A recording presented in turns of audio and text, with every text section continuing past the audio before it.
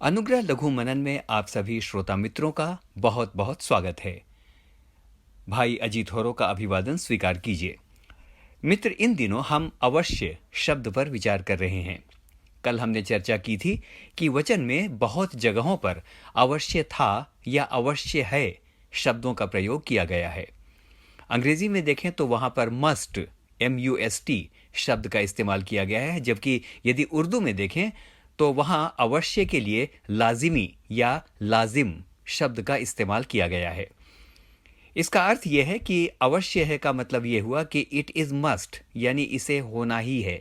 It is inevitable, it is unavoidable, it has to be strictly adhered to. इसका अर्थ यह होता है मेरे मित्रों, यानी इसको तो होना ही होना है, इसके बिना काम नहीं चलेगा। अवश्य है का अर्थ यह होता है। तो चलिए आज के मनन में चलते हैं। कल हमने दो अवश्य देखे थे। दो अवश्य हमने कल देखा था कि यीशु का सामरिया में से होकर जाना अवश्य था, और यह भी देखा था जहां कहा गया है अवश्य है कि वो बढ़े और मैं घटूं। तो आज हम एक नया अवश्य देखेंगे, एक नया अवश्य। ओके, यूहन्ना 2 माफ कीजिएगा, यूहन्ना 4 और उसके 24 में इस प्रकार से लिखा है, परमेश्वर आत्मा है और अवश्य है कि उसका भजन करने वाले आत्मा और सच्चाई से भजन करें। यहां पर फिर हम देखते हैं अवश्य है शब्द का इस्तेमाल किया गया है।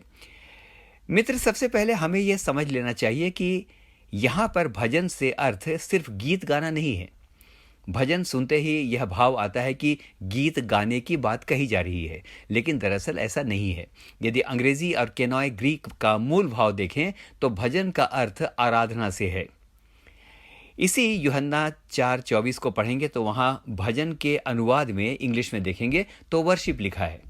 खैर, जो भी हो, भजन को वैसे मुख्य रूप से गीत, कीर्तन और गायन के रूप में ही देखा जाता है।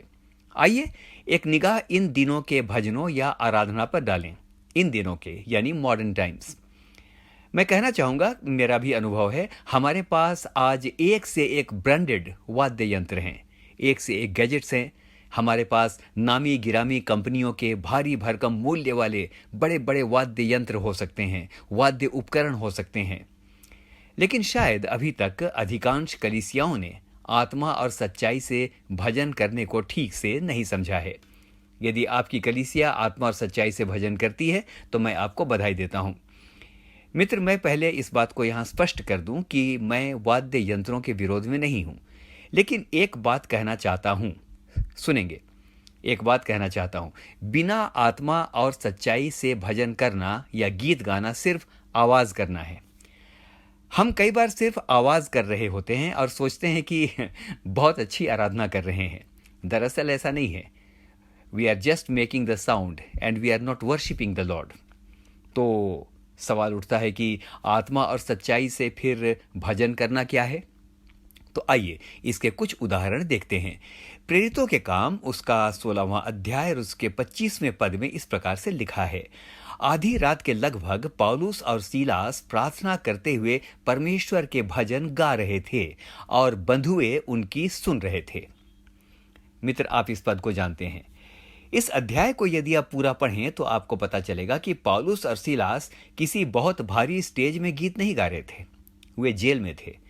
बाइबल नहीं बताती है कि वे दोनों इतने अच्छे गायक थे कि बंधुए उनकी सुन रहे थे। ऐसा भी नहीं है। They both were not a very good singers. सच्चाई यह है कि वे स्टेज में नहीं गा रहे थे, उनके हाथ पांव काठ में ठोके हुए थे, उनकी खूब पिटाई की गई थी। लेकिन मित्र, खास बात यह है कि आधी रात के समय में भी वे आत्मा और सच्चाई से गीत गा रहे थे। भारी पिटाई खाने के बाद, बेइज्जती होने के बाद, अपमान के बाद, जेल में ठूंस दिए जाने के बाद, हाथ पांव को काठ में ठोक दिए जाने के बाद, और वो भी आधी रात में, भला कौन गीत गाता है?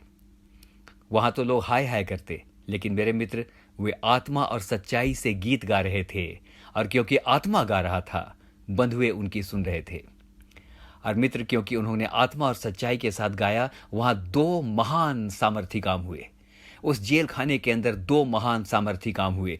प्रेरितों के काम 16 और उसका 26वां पद बताता है कि पहला काम यह हुआ, भूकंप हुआ और जेल की नींवें हिल गई। और दूसरा काम, जेल के सब द्वार खुल गए। 1-2 द्वार नहीं कि खाली 2 लोग भाग सकें। जेल के सब द्वार खुल गए, और सिर्फ गाने वालों के नहीं, लेकिन सबके जो आत्मा और सच्चाई से गा रहे थे और शायद जो आत्मा और सच्चाई से सुन रहे थे, सबके बंधन खुल गए। मित्र, सिर्फ गाने वालों या भजन करने वालों के ही बंधन नहीं खुले, लेकिन सभी सुनने वालों के बंधन भी खुल गए। इसका अर्थ यह है कि वो आत्मा और सच्चाई से गाए जाने वाले भजन को आत्मा और सच्चाई से सुन भी रहे थे।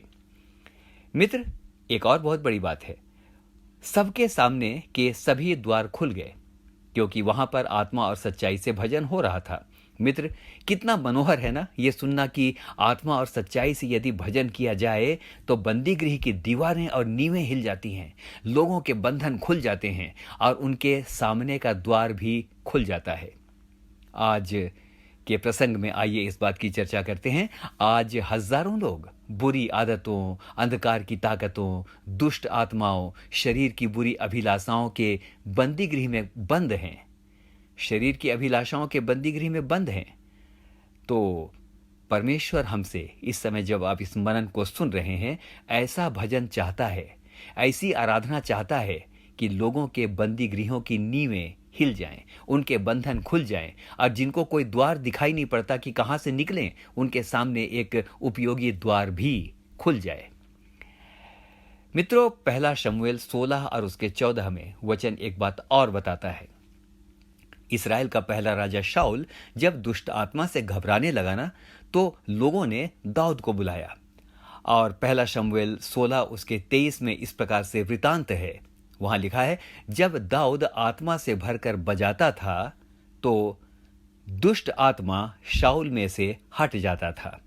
मित्रों, यह है आत्मा से गाना और आत्मा से बजाना, कि जब हम गाएं और बजाएं तो बहुत सारे जेल खानों की दीवारें हिलने पाएं, लोगों के बंधन खुलने पाएं, लोग आज़ादी का गीत गाने पाएं। हालेलुया। मित्र, एक उदाहरण और दूंगा।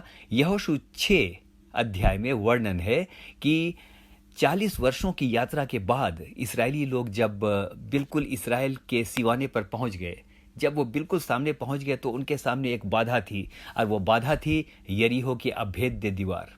दीवार वहां पर खड़ी थी, जिसे किसी भी रीति से गिराया नहीं जा सकता था। लेकिन वचन बताता है कि जब उन लोगों ने आत्मा और सच्चाई और पवित्रता से यहोवा की आराधना की और नारे लगाए, तो वो अभेद्य दीवार भी गिर पड़ी। आइए मनन को समाप्त करते हैं इस विचार के साथ कि मात्र आवाज करने और आत्मा और सच्चाई से भजन करने में फर्क है। आइए आवाज ना करें, आत्मा और सच्चाई से भजन करें। और आत्मा और सच्चाई से भजन करने के लिए शर्त ये नहीं है कि बहुत अच्छा गाने वाला ही होना चाहिए। नहीं, टूटे हुए दिल की आवाज भी हमारा परमेश्वर सुनता है। हालेलुया।